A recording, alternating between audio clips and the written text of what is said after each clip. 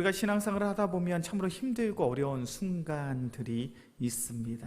제가 목사로서 사역을 하면서 참 기쁨의 자리에도 많이 초대를 받지만 참으로 슬픔에, 참으로 아픔이 있고 참으로 어려운 그런 상황에도 많이 종종 초대를 받습니다.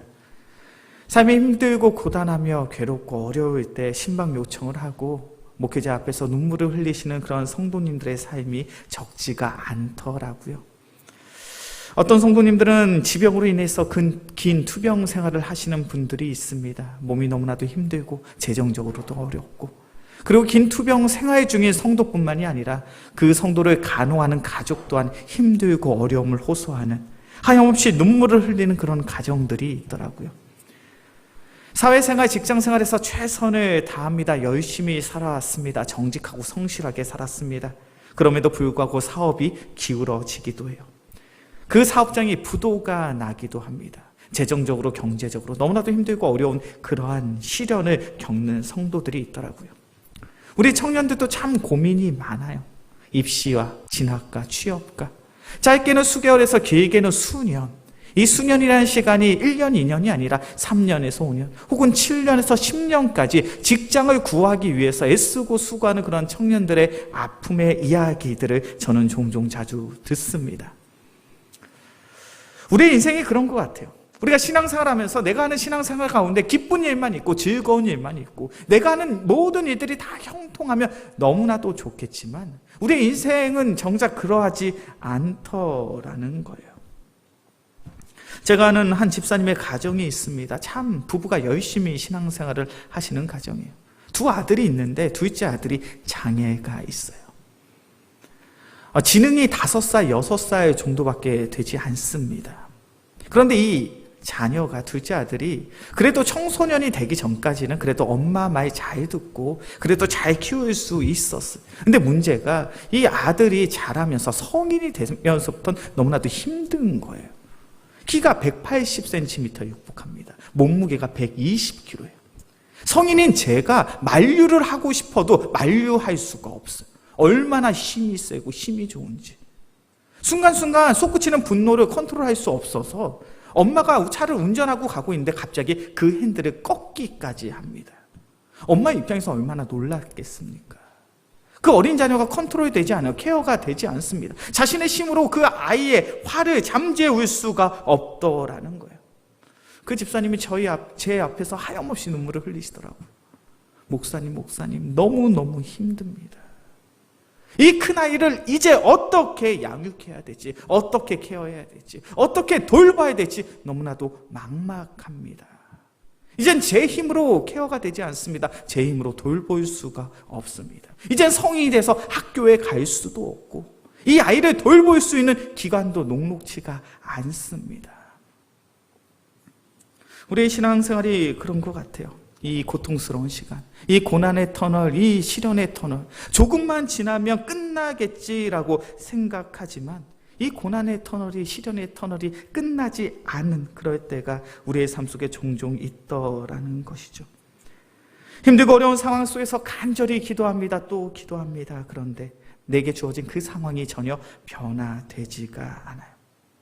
오늘 본문의 말씀을 보면 다윗의 상황이 그러합니다. 시편 6편 2절과 3절의 말씀이죠. 시편 6편 2절과 3절의 말씀 함께 봉독합니다. 여호와여, 내가 수척하였사오니 내게 은혜를 베푸소서. 여호와여, 나의 뼈가 떨리오니 나를 고치소서. 나의 영혼도 매우 떨리나이다. 여호와여, 어느 때까지일까? 다윗이 하나님을 향하여 이렇게 고백합니다. 하나님, 내가 너무나도 쇠약해졌습니다. 이런 나를 좀 불쌍히 여겨 주십시오. 나의 뼈가 떨립니다. 내가 병들어 고통 속에 있습니다. 이런 나를 외면하지 마십시오. 나의 영혼이 떨립니다. 내 마음이 심히 괴롭습니다. 이런 내가 언제까지 하나님의 은혜를 간구하며 기다려야 되겠습니까? 이제는 하나님이 나의 삶을 긍휼히시고 불쌍히 여겨주사 나를 만져주시고 나를 일으켜주시고 나를 회복시켜 주셔야 하지 않겠습니까? 다윗의 마음이 얼마나 힘들고 어려운지 6절에서는 이렇게 고백하죠. 내가 탄식함으로 피곤하며 밤마다 눈물로 내 침상을 띄우며 내 요를 적시나이다. 하나님, 내가 슬퍼하다 이제 내가 지쳐버렸습니다. 내가 밤마다 흐느끼며 눈물로 나의 베개를 적시고 있는데 그런 나를 왜 주님께서는 외면하고 계십니까? 그런 나를 왜 주님께서는 구원해 주시지 않습니까? 다윗의 절규, 다윗의 절망적인 그러한 마음이 느껴지십니까? 다윗은 이러한 절망, 이러한 좌절을 겪지 않아도 될 만한 그런 사람이었잖아요.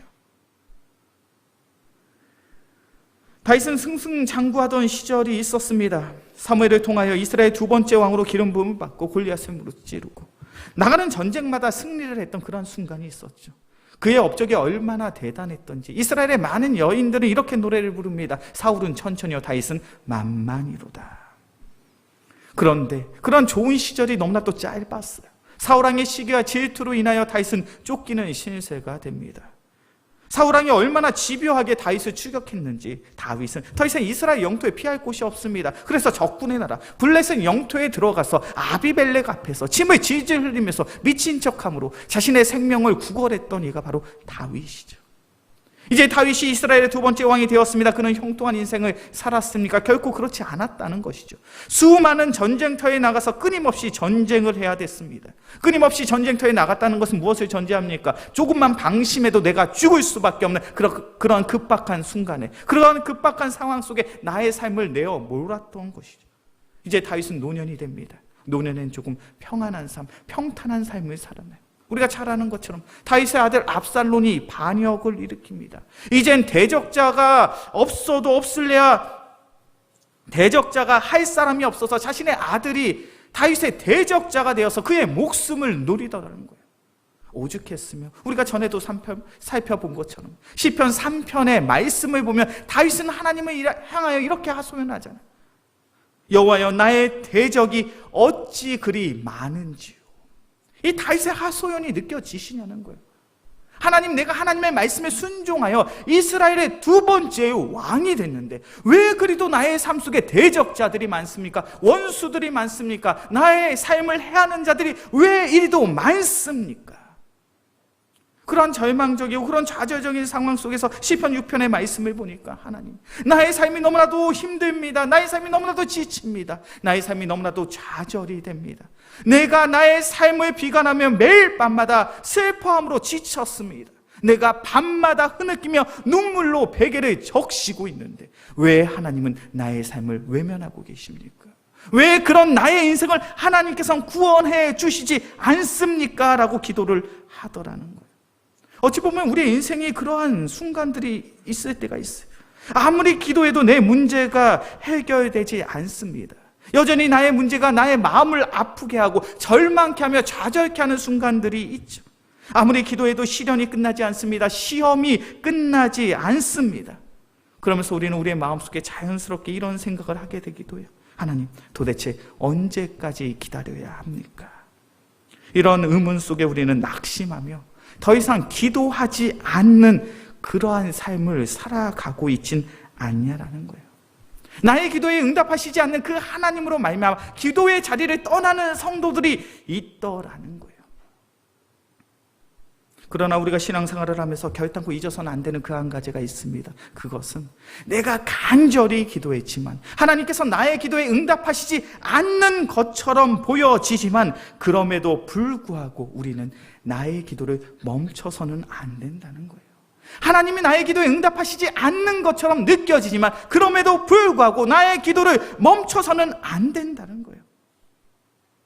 오늘 본문의 말씀 시편 6편 6절의 말씀이죠. 내가 탄식함으로 피곤하여 밤마다 눈물로 내 침상을 띄우며 내 요를 적시나이다.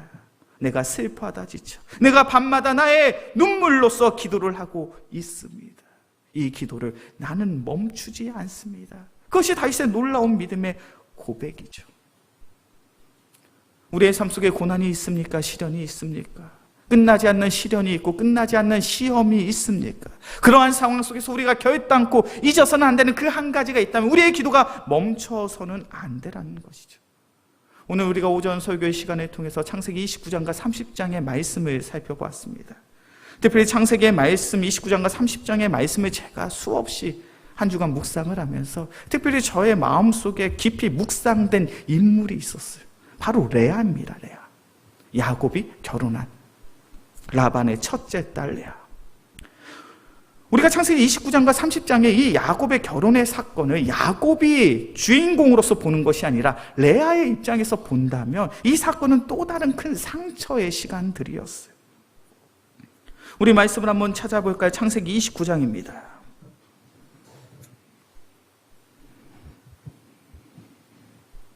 창세기 29장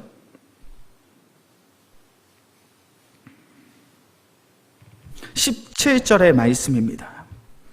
우리가 창세기 29장 후반부의 말씀 너무나 잘 알고 있는 말씀이죠. 특별히 창세기 29장 17절의 말씀을 함께 봉독하겠습니다. 시작. 레아는 시력이 약하고 라헬은 곱고 아리따우니.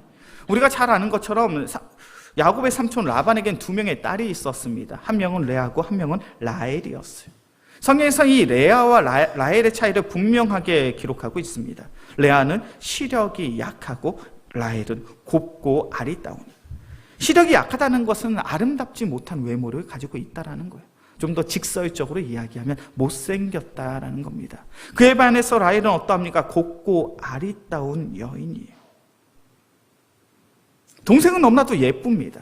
그래서 이 동생의 아름다운 외모로 인해서 많은 남자들에게 라헬은 관심을 받았을 거예요.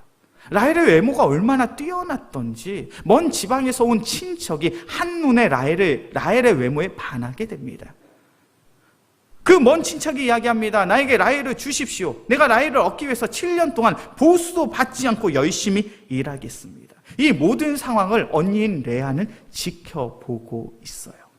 레아의 마음은 어떠했을까요? 레아는 큰 상처를 받았겠죠. 상심이 됐겠죠. 낙심이 됐겠죠. 라헬은 저렇게 예뻐서 많은 사람들에게 사랑을 받는데 나는 이 못생긴 외모로 인해서 전혀 관심과 사랑을 받지 못하는구나. 상상해보면 이런 것 같아요. 레아는 어려서부터 동생과 비교를 당하며 자랐을 것으로 여겨져요. 왜요? 동생이 너무나도 예쁜 외모를 가지고 있으니까. 한 연예인이 방송에 나와서 자신이 여동생을 특별히 사랑하는 것, 굉장히 잘 돌보는 것이 이슈가 된 적이 있습니다. 이 남자 연예인은요, 자신의 여동생에게 용돈을 주는 것은 기본이고 대학교 등록금까지 다 대주고 졸업 선물로 차까지 선물해 줍니다. 단순히 돈이 많아서 그렇게 동생을 위해서 아낌없이 쓰는 게 아니라는 거예요. 왜요? 자신의 외모 때문에 여동생이 상처를 많이 받았다라는 거예요. 오빠는 여자보다 더 예쁜 외모를 가지고 있습니다. 그래서 주위에 있는 많은 사람들에게 관심을 받고 사랑을 받아요. 그런데 상대적으로 그 여동생은 너무나도 평범하게 생겼어요. 그런데 그 평범한 외모가 오빠 때문에 놀림거리가 되는 거예요. 너희 오빠는 이렇게 잘생겼는데, 너희 오빠는 이렇게 예쁜데, 너희 오빠는 이렇게 멋진데 너는 왜 이렇게 생겼니? 이런 말이 그 여동생의 평생의 상처가 되고 청소년 때 큰 트라우마가 되었다는 거예요. 이게 오빠로서 너무 미안하더라는 거예요. 그래서 이 오빠가 성공한 연예인이 되어서 늘 여동생을 살피고 돌보는 일을 합니다. 용돈을 주고 대학교 등록금을 내주고 자동차 선물을 해주고 그가 할 수 있는 최선을 다해주는 거예요. 왜요? 여동생이 받은 상처 때문에. 레아와 라헬 관계도 그랬을 것 같아요. 라헬이 너무나도 특징나게 아름다운 외모를 가지고 있다 보니 상대적으로 레아는 관심을 받지 못합니다. 그것으로 인하여 상처를 받고 아픔을 겪어야 했습니다. 그런데 어느 날 7년의 시간이 지나고 먼 타 지역에서 온 이 야곱과 자신의 동생 라헬이 결혼을 한다고 이야기를 해요. 그런데 그 결혼식 직전에 아빠가 레아를 찾아옵니다. 그리고 그 아빠가 레아한테 이야기하는 거예요. 내일 너희 동생 라헬이 결혼을 하는데 라헬 대신에 내가 그곳에 들어가라. 라헬 입장에서는 어땠을까요? 레아의 입장에서는 행복했을까요? 레아가 그런 이야기를 들었을 때 그것이 기쁨의 이야기였을까요? 아니요, 레아는 큰 상처를 받았을 거예요. 내가 이제는 하다 못해서 이렇게 도둑 결혼까지 해야 되나? 아마 레아의 외모는 뛰어나지 못했습니다. 제가 직설적으로 표현한 것처럼 못생긴 외모를 가지고 있었어요. 그래서 주변에 어떠한 남자들에게도 관심을 못 받은 것으로 보여집니다. 아버지의 마음속에 이제 동생까지 결혼을 하게 되면 이 언니 레아는 평생 혼자 살아야 될 것 같은 그런 상황처럼 보여지는 거예요. 그러니까 아빠가 내린 결단은 동생 라헬 대신 내가 야곱의 품에 들어가서 결혼을 하라는 거예요. 도둑 결혼을 하라는 거예요. 레아의 입장에서는 큰 상처겠죠. 그럼에도 불구하고 레아는 아버지의 뜻에 순종합니다. 왜요? 내가 이렇게라도 결혼하지 않으면 내가 앞으로 살아갈 수 없으니까. 그렇게 힘든 마음을 가지고 결혼을 했어요. 그리고 첫날 밤을 보냅니다. 그리고 다음날 아침에 야곱이 잠에서 깹니다. 그리고 자신의 옆에 있는 여인이 동생 라헬이 아니라 레아라는 사실을 발견하게 돼요. 그 모습을 성경 창세기 29장 25절은 이렇게 설명하고 있죠. 창세기 29장 25절의 말씀 함께 봉독합니다. 야곱이 아침에 보니 레아라 라반에게 이르되 외삼촌이 어찌하여 내게 이같이 행하셨나이까? 내가 라헬을 위하여 외삼촌을 섬기지 아니하였나이까? 외삼촌이 나를 속이심이 어찌 됨이니까? 상상해 보셨으면 좋겠어요. 야곱이 잠에서 깬 다음에 옆에 있는 아내를 보았는데 그 아내의 얼굴이 레아예요. 얼마나 놀랐겠습니까? 그리고 그 레아를 향해서 어떤 눈빛으로 그녀를 바라보았겠습니까? 사랑의 눈빛이 아니었겠죠. 감사의 눈빛이 아니었을 겁니다. 그 눈빛은 저주의 눈빛이었겠죠. 미움의 눈빛이었겠죠. 내가 왜 이곳에 있느냐라는 그러한 눈빛으로 그녀를 바라보았을 겁니다. 혹은 그녀에게 큰 소리를 쳤을 수도 있어요. 당신 때문에 나의 결혼이 망쳤습니다라고 외쳤을 수도 있겠죠. 그리고 외삼촌을 찾아갑니다. 그리고 이 상황에 대해서 분에 차서 항의를 하고 있습니다. 이 모든 상황이 레아의 입장에서는 엄청난 상처겠죠. 엄청난 아픔입니다. 엄청난 시련의 순간이에요. 아마 야곱은 레아를 사람이 아닌 무슨 동물 쳐다보듯이 그렇게 쳐다봤을 거예요. 레아는 평생의 삶 속에 철저히 무시당하고 외면당하는 삶을 살았습니다. 그리고 결혼 또한 상처투성이에요. 아픔투성이에요. 전혀 남편의 관심과 사랑을 받지 못합니다. 그러한 결혼 생활이 시작이 된 거예요. 이러한 절망적인 상황 속에서 레아의 선택은 무엇일까요? 이러한 절망적인 상황에서 전혀 남편의 관심과 사랑을 받지 못하는 이러한 상황 속에서 레아의 선택이 무엇인가? 그녀는 간절히 하나님께 또 기도했다라는 거예요. 우리 말씀을 한번 읽어볼까요? 창세기 29장 31절부터 35절까지의 말씀입니다. 창세기 29장 31절부터 35절까지의 말씀, 제가 한 절, 우리 성도님들이 한 절 교독해서 봅니다. 여호와께서 레아가 사랑받지 못함을 보시고 그의 태를 여셨으니 라헬은 자녀가 없었더라.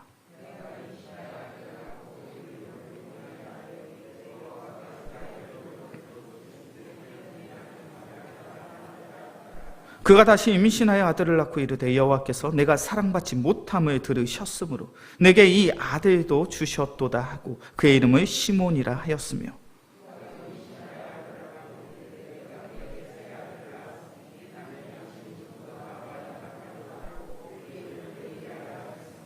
함께 봉독합니다. 그가 또 임신하여 아들을 낳고 이르되 내가 이제는 여호와를 찬송하리로다 하고 이로 말미암아 그가 그의 이름을 유다라 하였고 그의 출산이 멈추었더라. 창세기 29장 31절부터 35절까지의 말씀을 보면 야곱의 4명의 아들이 출생하는 그 모습을 담고 있습니다. 자녀들의 이름은 이러합니다. 르우벤과 시므온과 레위와 유다였죠. 그런데 이 이름의 뜻을 잘 보면요, 레아가 어떠한 마음으로 기도하였고 그 자녀를 어떻게 생각했는지가 보여줘요. 르우벤을 출산하고 그의 이름을 이렇게 짓습니다. 첫 아들을 출산하고 이름을 이렇게 짓죠. 르우벤이다. 그 이름의 뜻은 하나님이 나의 괴로움을 돌보셨다. 레아가 아들을 출산하면서 아들을 갖고 아들을 낳는 그 과정 가운데 어떠한 마음으로 기도했을까? 하나님, 나의 마음이 이렇게 상처가 많습니다. 아픔이 많습니다.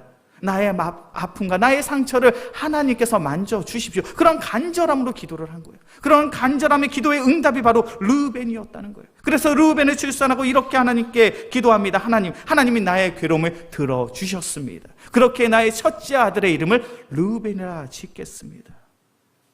아들을 낳습니다. 첫째 아들을 낳았죠. 그럼에도 불구하고 레아의 상황은 전혀 바뀌지 않습니다.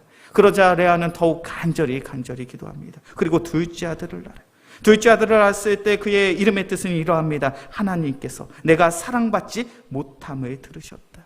하나님께서 나의 아픔을 들으셨다. 나의 상처를 알고 계신다. 그래서 둘째 아들의 이름이 시므온이에요. 셋째 아들의 이름의 뜻이 무엇입니까? 이제는 나와 남편이 연합하리로다. 이제 내가 아들의 셋까지 낳았으니 남편의 사랑을 받지 않겠느냐. 그래서 셋째 아들의 이름이 레이가 되는 거예요. 이 모진 삶의 여정 속에서 레아가 어떠한 마음으로 살아가는지 그 마음이 느껴지십니까? 레아는 모진 삶의 여정 속에서 간절히 눈물로써 기도하고 또 기도할 수밖에 없었어요. 남편의 관심을 받고 싶습니다. 남편의 사랑을 받고 싶습니다. 고대 근동사에서 최고의 하나님의 선물은, 신의 선물은 자녀를 낳는 거예요. 아들을 낳는 거예요. 아들을 많이 낳는 것이 하나님이 내게 주실 수 있는 가장 큰 축복이고 은혜라고 여겼습니다. 아들 한 명을 낳을 때마다 언젠가는 내가 나의 남편의 그 사랑과 그 관심을 받게 되겠지라는 기대를 가지고 그녀는 기도하고 또 기도한 거예요. 그리고 그 기도의 응답대로 하나님이 아들을 주신 것처럼 보여지지만 여전히 이 레아는 남편의 관심도 남편의 사랑도 받지 못하더라는 거예요. 레아의 인생이 너무 불우하지 않습니까? 너무 불쌍한 인생이 아니냐는 거예요. 그녀의 인생이 너무나도 절망과 좌절 속에 있는 것처럼 보여지지 않냐라는 거예요. 그런데 중요한 사실은 여전히 그 남편의 완악한 마음은 변화되고 있지 않지만 그럼에도 불구하고 그녀는 하나님을 향한 그 기도를 멈추지 않았다는 거예요. 그리고 그 결과가 무엇입니까? 창세기 29장 35절의 말씀이요. 창세기 29장 35절의 말씀 함께 봉독합니다. 그가 또 임신하여 아들을 낳고 이르되 내가 이제는 여호와를 찬송하리로다 하고 이로 말미암아 그가 그의 이름을 유다라 하였고 그의 출산이 멈추었더라. 35절에서 이 레아의 놀라운 변화가 느껴지십니까? 그 전에는 남편의 사랑을 받기 위해서 아들을 낳았어요. 남편의 사랑을 받는 것이 너무나도 중요한 삶의 문제였어요. 그 문제를 가지고 눈물로써 기도하고 또 기도했던 여성이 레아입니다. 그런데 이제 셋째 아들을 낳고 이제 넷째 아들을 낳을 그런 상황 속에 기도하는 그런 레아의 기도가 변화되어졌어요. 이제는 남편의 사랑이 아니라 누구를 사랑하는 존재로 바뀌었습니까? 하나님을 사랑하는 존재로 바뀌었어요. 그렇기에 아들의 이름이 유다인 거예요. 이제는 하나님을 찬송하리로다. 이제는 내가 나의 인생 속에 남편의 관심을 받지 못한다 할지라도, 남편의 사랑을 받지 못한다 할지라도 내가 그것으로 낙심하거나 상심하지 않겠노라. 이제 나는 하나님을 찬양하는 자요, 하나님을 사랑하는 자요, 하나님을 예배하는 자로 살아가겠노라. 그녀의 간절한 기도로 말미암아 그의 삶의 중심이 바뀌어진 거예요. 그녀는 평생의 남편의 사랑을 갈구하던 삶에서 이젠 그녀의 간절한 기도로 말미암아 하나님을 사랑하는 존재로 거듭난 줄로 믿습니다. 이것이 간절한 기도의 능력이에요. 우리가 간절히 기도하면 기도함으로써 하나님 우리에게 주시는 축복이 무엇입니까? 단순히 나의 기도의 응답을 받았네, 받지 못했네, 이것이 중요한 것이 아니라 우리가 간절히 기도하고 또 기도함으로 말미암아 우리는 이 고난과 이 시련의 현장 속에서 더욱 하나님을 믿고 하나님을 신뢰하고 하나님을 사랑할 수 있는 존재로 거듭나게 될 줄로 믿습니다. 이것이 얼마나 놀라운 축복인지 몰라요. 우리가 성경을 보시면서 조금 이상한 거를 조금 느끼셔야 돼요.